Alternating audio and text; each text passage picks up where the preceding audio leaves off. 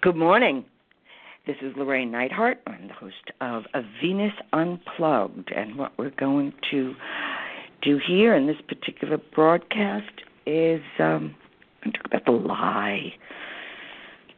And I'm going to read a quote which struck me as very important to reflect upon, and then be looking at some wisdom of the uncommon common sense of fairy tales and how they guide us, okay, which will be from a book by The Shadow and Evil in Fairy Tales by Maria von Franz, and we are going to be exploring meeting the powers of evil, because that's what fairy tales do. They teach us how to work with the opposites and how to work with evil and how to proceed ahead and grow.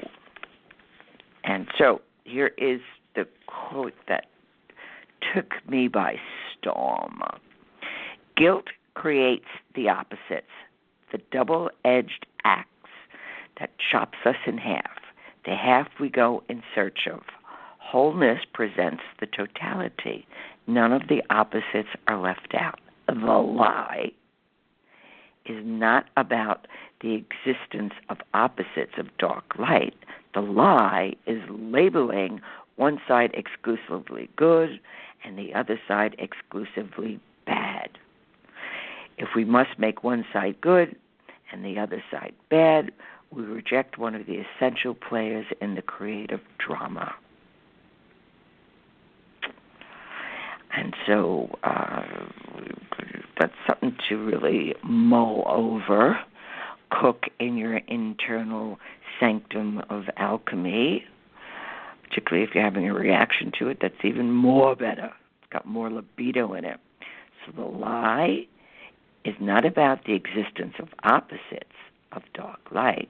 The lie is labeling one side exclusively good and the other side exclusively bad. So what we're going to look at here, one of the things that's what is meant by the conscious, because we hear this word a lot, but in the original phenomenon, the conscious is the immediate experience of the voice of God within oneself, or the manifestation of the self, that's with a capital S, within the psyche, if you want to put it in psychological languages. So, in fairy tales, or hopefully within oneself, suddenly you hear that voice, and it's kind of it's above like the chitter chatter that goes on in your head. It's bringing consciousness to it. Now, what's so fascinating about this quote is that the guilt creates the opposites. Our guilt, wherever it may come from, valid or invalid, splits us into opposites. This is good, this is bad. This is right, this is wrong. This is above, this is below. So the function of guilt is creating these opposites. So in order to integrate the guilt, to use it as a way of knowing yourself, is we kind of catch or hook what are the opposites that are going on, the opposites of male and female. Well, all men do this or all women do that, or whatever those ridiculous statements that we say, especially when it's all, or she hurt me and blah. But you never stop to think, well, maybe there's a reason. That was that person's reaction. Not judging it, just seeing it as the story. So the conscious, in its true meaning, is the phenomenon of the immediate experience of the voice of the divine within. And in fairy tales, which is the uncommon common sense, von Franz is talking about a Russian fairy tale, and it's about a young girl, and she meets the beautiful. She's It's called the Virgin Tsar story, right? And she meets along the way that wild and crazy Russian hag, who really is not a hag. She really is a divinity in action, but she is neither good nor bad. She certainly is scary. But in this story, the girl finally achieves the power of these skulls with this shining red eyes, which she uses to save herself. But she doesn't keep the skull. She does not keep which it tells us, okay, is that we need to get we can get a power and to protect ourselves or to get ourselves out of a dark space or out of the forest, but we don't keep that power. She gives it up, and she doesn't keep it, because a magical power of revenge has been placed in her hands by the witch, okay?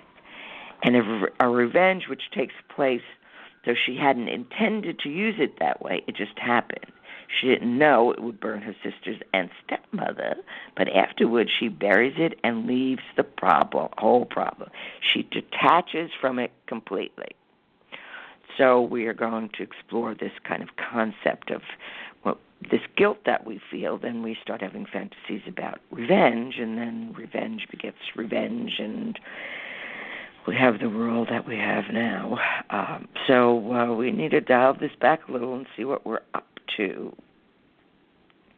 So one of the rules of wisdom in fairy tales, or of revenge, or of paying back evil, the emotional chain reaction tends to go on in some form, and therefore it is wiser to interrupt it. Once we realize we're spiraling out in the revenge fantasies, we need to say, okay. Yes, that would feel good, but not really, because revenge really never works. Have the fantasy. Give yourself the full throttle of the fantasy. Really crank it up, because, psyche needs to be telling that story, all right? And then that could do something else with that energy. Because when the right moment comes, one has to stop being caught up in the chain reaction and bury it and leave it alone. And we need to detach from the integral personality from it and give up the power. It's very human to say, good, that serves them right. Or, well, that's their karma. That's dangerous, man, because no one knows anybody else's karma. We just know that what we're presenting in that particular episode in one other's life or within life, within one's inner world, okay? So be careful with that one, because that's revenge. You're happy that the other person is suffering. They deserve it. We don't know that. For that moment, Terry, we want revenge, all right? But when it keeps on going and we can't shut it up, and people really can go out of their way with the revengey stuff. It doesn't fare well. It's like evil medicine. So we get caught up in the evil thing. We use it. The evil medicine but we think it's just. No, justice is Athena, and Athena does not use revenge. She uses wisdom, and Athena, the archetype of Athena, knows how to relate to the Furies. And she knows how to bring justice, because the Furies come in when we really have gone too far. The old "a woman scorned," she's possessed with the Furies. And only Athena, or the inner Athena, can appease in a relatable way, not repress. See, this is the refinement of consciousness. This is an art form. know how to work with these exhausting at times and dizzying realities of being human. Just to kind of go with the flow of the rage it's not going to get you anywhere. But to really kind of contain it and see the lie when we're into that's good and that's bad. They belong together. They're soulmates. Opposites are soulmates. We need to be able to contain them. And if we don't have enough consciousness, which means we haven't expanded our sense of reality, or this is why we do art, this is why we create, this is why we dance, this is why it is sports. All of this is to expand our consciousness, endurance, to be able to hold the other. So we need to be aware that the evil begets evil, the revenge begets revenge, and there's no triumph if we just keep on doing that.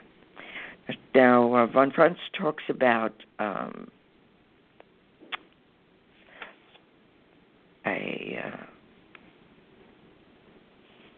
she was working with, well, actually it was von Franz and Barbara Hanna. They were young, not young, J-U-N-G, but young with Y, beginning psychotherapists. And they both had, for whatever the reasons of synchronicity, they both had very difficult clients. And at that time, Jung was the kind of the overseer. Of course, he would help them when they got into trouble, and they both happened to get into the same kind of trouble at the same time. And so they went to Dr. Jung. So this is Barbara Hanna and Marie von Franz. And you see, actually, nobody can really judge properly what evil or good is. So it's important to realize that when we really get opinionated and judgmental, we need to see what that is. You know, we want to be right, even if we're wrong. We do not want to give up our position. We do not want to take a loss. That's the ego. This is, I'm absolutely right, which always fascinates me. When people can be absolutely right and won't budge. It's like, how can that happen? You know, because with the presence, the shadow of its opposite is like right in your face. So here they have this, they both are experiencing, they both had this difficult case, two different women, and they couldn't cope with it. So here I'm going to read from Meeting the Powers of Evil. So we each had a woman, Alice, and very much obsessed by the negative animus. And so in those days, Dr. Jung was still our control analyst, and we asked for help. So it was kind of supervising them. And by chance, he saw both of these two ladies in the same afternoon. He was very nice to both of them, as he always was in such in 1 hour interviews, and accepted them completely. Because that is part of the art form, is being able to accept the other and their story. You know, you're not there to judge right or wrong. You're there to contain the story and to listen and mirror back. This isn't a court case. This is a case of the psyche. So here he is, and he accepts them completely. In von Franz's case, the woman was quarreling with the male analyst, the medical supervisor of the case, and she told Dr. Jung all about it. And to cut a long story short, Miss Hannah's case went home and drew a beautiful picture as a kind of reaction to what she had gotten from Dr. Jung. Von Franz's Alison went home, rang up the medical doctor and of the analyst and told him everything Dr. Young had said against him, plus a little bit more, making mischief with it. We've all had those experiences. One person is grateful and really does something with the experience, and others just go and stir the mix, stir the shit up, and create a real storm. And if you don't catch it, when somebody comes to you and says, this person said that, the first thing you ask before you buy into investing into what somebody is saying, because they're stirring the mix, is that what you believe too? So you're letting the messenger know if there's ill intent, you're part of it. You're not an innocent bystander. Well, I'm only telling you for your own good. Well, what good could come out of that statement? So we need to, that's the trickster. We need to be able to use our trickster, the lie in the truth and the truth in the lie. And that's one of the frustrating things, but also the glorious things about the Jungian process, is there's no really, there's archetypal information, but there's really no fixed, here are the 13 commandments of becoming whole. No. Like life, it shifts and changes, and it's a kaleidoscope of possibilities and also outcomes. So Dr. Hannah's Alessandre created art, and Dr. von Frost's created evil. No reflection on either one of them, but that's what people do. So Dr. Jung said that this was very important, because if one gave psychic energy to anyone, they should always see what they do with it. If there was a slight or a momentary recovery, even if that collapsed again, one could go on giving in a charitable way, or giving concern, or giving energy to the case. And the case is any case that we have. It's our friendship, it's our enemies, it's our loves, whatever.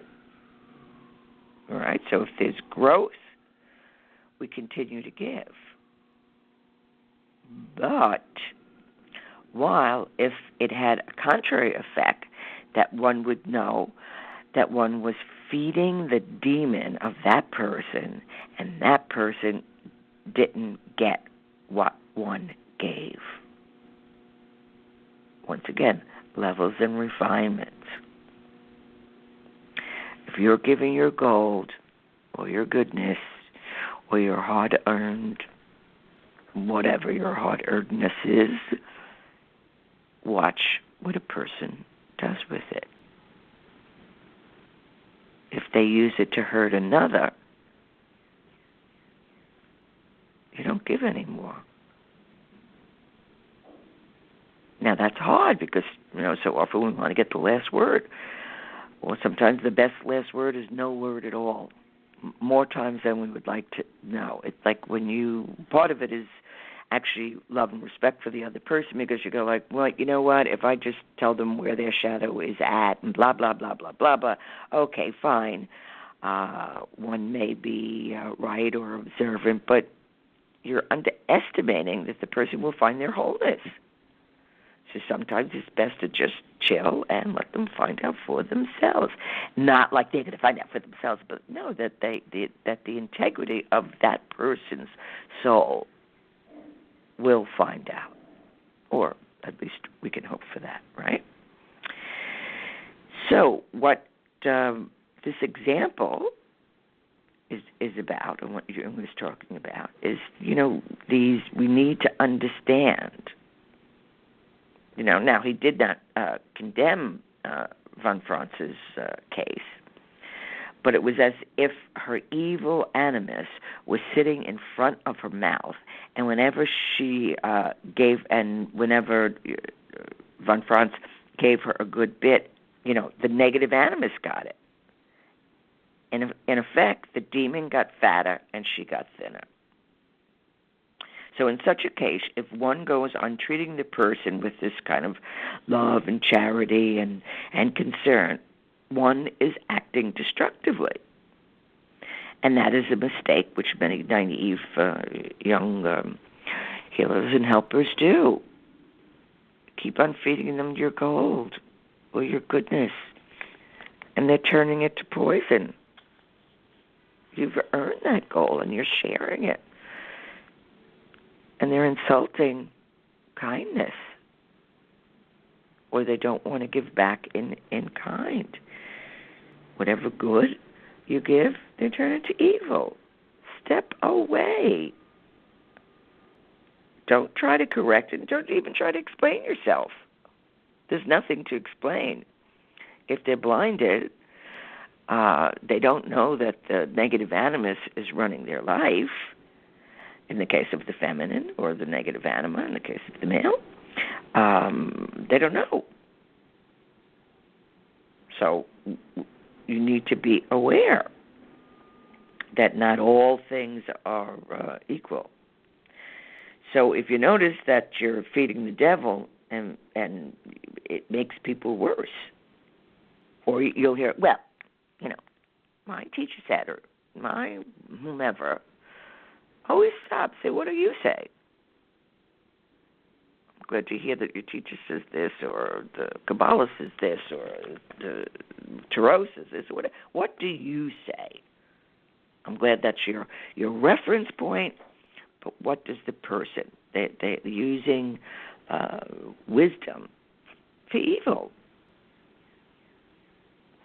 So this was her, what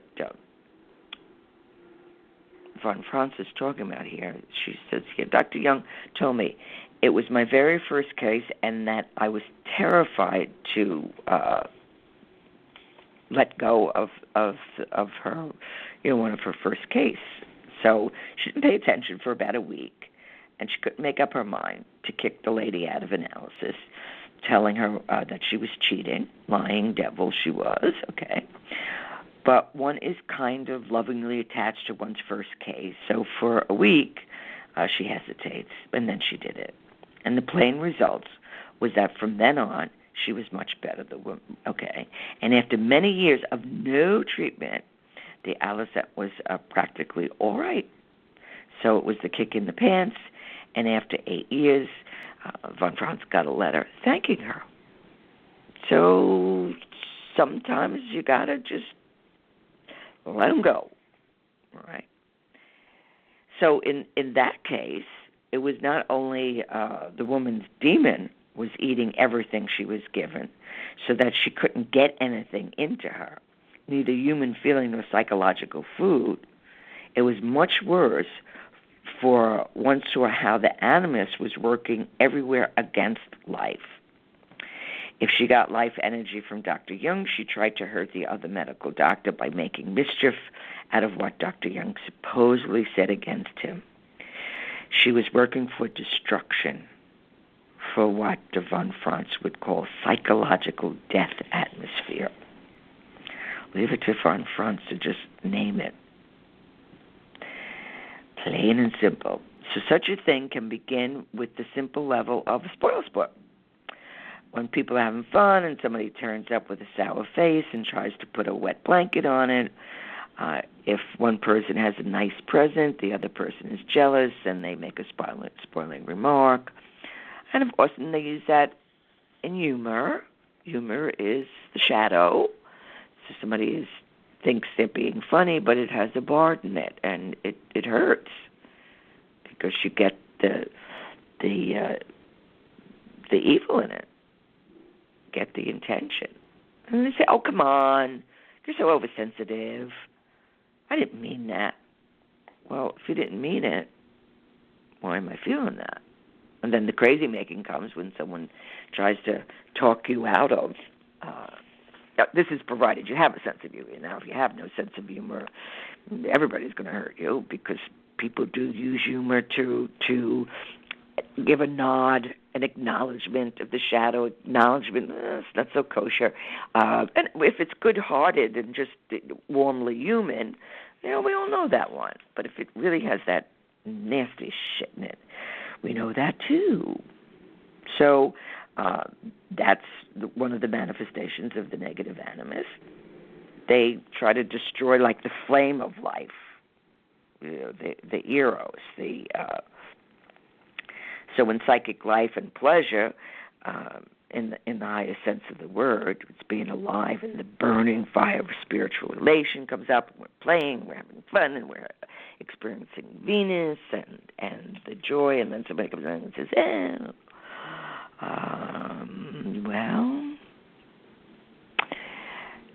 it cuts. We need to see it for what it is. There are always people who try to cut it with envy or criticism, and that is it's an aspect of real evil. So it's a kind of demonic desire to destroy all psychological life. So we need to pick up our ears when that's happening. Or the negative mother, doesn't mean one's personal mother. The negative side of the loving feminine comes up and says, why don't you do something with your hair? You didn't realize you had hair, or you weren't paying attention, or, it goes after something that, you may have no interest in. Too busy saving the world to wonder what your hair looks like, okay? Or you like your hair all over the place, whatever it might be. That's always not has a touch of evil in it, and we feel it. So in a way, we look at evil as a skeleton. So it is like the spirit of like no life and no love, which has always been associated with the essence of evil and its destructiveness for its own sake. It destroys because it can. No particular reason. It just likes it. Sadistic. So which everybody has in himself and in some extent. But some people are completely possessed by it, as was the woman that Von Franz was talking about. So this kind of death devil is best simply starved to death. One stretches out a skeleton hand to shake the skeleton hand. One gives no blood, no warmth, no life. And that makes the devil turn back to where it came from. So she talks here she goes on, she wants to point out again that in dealing with an evil in the fairy tales or folklore material, the ethical conflicts is treated with a kind of natural wisdom that rather than religious awareness. Natural wisdom, which is what we call common sense. So as opposed to, the religiosity of good and evil, which really gets, it's completely other level. So we need to apply this good, the warmth of human understanding. And we know, okay, pick up your hoop skirt and turn and just get out of the room. Or disengage. And certainly don't carry it on to the next person. We need to be mirrored, so be very careful who you tell the stories to, because you may be carrying a dose of evil with it, and you don't realize it. You may be hurt, but sometimes write it down, and certainly do active imagination. One of the easiest ways to do active imagination is you get, the opposite of what's going on, whether it's good and evil. Sometimes I do like little finger puppets, and I assign one side to one and the opposite to the other, and then have this conversation. They're not allowed to interfere. One finger puppet will say, well, la, la, la, la, and the other one says, well, da, da, da, and back and forth and back and forth. And then you start to realize, wait, there's a little point here, and then eventually becomes an insight, which is called this transcendent function, the aha, the voice of God, the divine within. So it's not the holy smoke of it all. It is just that insight. Oh, I see where I broke. understanding. Okay? So that's part of what the consciousness is. So, and that's what morality is.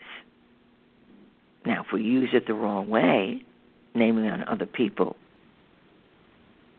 okay, we need to use it towards ourselves. We need to understand that our reactions and what we're feeling and what we're going we can go many, many, many ways with it. And there are sometimes, often more than we would like to understand, where we have to just disengage. So the sharpening of being able to tell the differentiations in ethical reactions, we need to be careful. That's clear, not to be clear-cut black and white lines. That's not favorable to life.